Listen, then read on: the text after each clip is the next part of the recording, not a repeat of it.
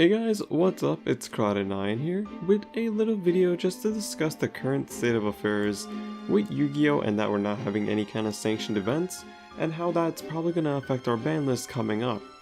So overall, as we saw with the prior ban list, we only had 3 cards get unlimited, but we didn't have anything get banned, and that was because there was no sanctioned events to really go off of the meta. So there was no regionals, no YCSs, no online tournaments because there's, well, no online format. Technically, Dueling Book and YGO Pro does not count. Konami does not recognize them as official games, which, you know, all rights they should, because it's not their game, it's just their, I guess, premise, their property. But the games themselves, they're not something they can reference off of because they don't technically, air quotes, exist in Konami's eyes, which is fine.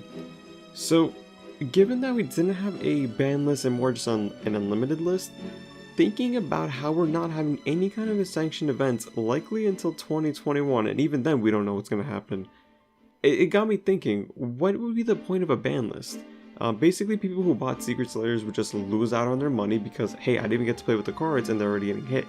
So Konami would not make that kind of decision because it wouldn't make sense. Why would you hit Block Dragon in Emancipators when technically no one's played it? We don't have a meta to go off of to see if the deck is good. For all we know, in a regional or YCS level, Emancipators are the worst deck. We don't know because we don't have, I guess, the tournaments available. Obviously, we all know Emancipator, Eldritch, Dragon FTK, or just Dragon Link are very strong decks right now. We all know that. But again, without a official tournament, we don't quote-unquote know that. For all we know, Dark Lords is tier 1. Obviously not, but just a little, like, I guess, viewpoint on that.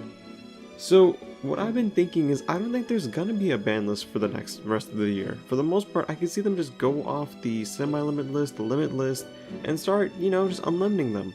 Because it would make sense. If you think about it, we never had a format where we kind of skipped multiple ban lists and kind of just let bigger good decks slide. Because come in Rise of the Duels, we have 2 new competitors in the meta, Infernal Knights, as well as Drogma, and those 2 are not any kind of joke decks to just bat an eye at and move on. They can compete very well with our current meta of Emancipators as well as Eldritch, so don't sleep on them. They're really strong decks, and I can easily see that I don't want to see power creep would happen, but I can definitely see those decks kind of taking a backseat or just not be as relevant, or they would have to adapt to what things would go on. Now, I think Konami can definitely do some kind of like pseudo hits to the format. I think that once we have Battle of Legends, we have Online getting reprinted. Easy hit, just hit Online, you kind of kill the whole like synchro plays that we have right now for Emancipators and Eldritch. Emancipators can probably like still go off without it, but Eldritch is going to have a harder time because they kind of rely on the Jet Synchron combo to go into Online.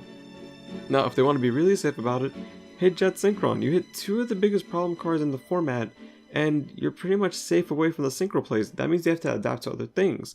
Like, yes, there is the Despot engine, which is going to be good, but without Online and Jet Synchron, it's not as consistent, I would say.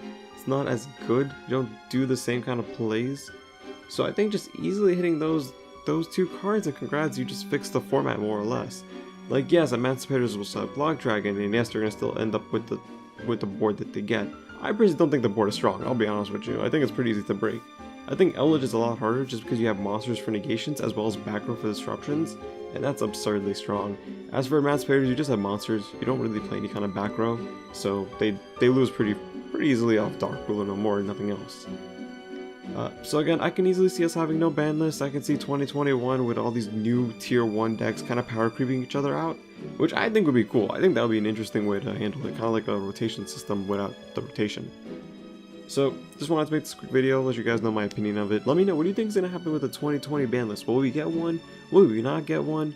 Or maybe they'll just do what they think is good hits. So let me know in the comment section down below. Hope you guys liked this little video, and talk to you guys later. Take care.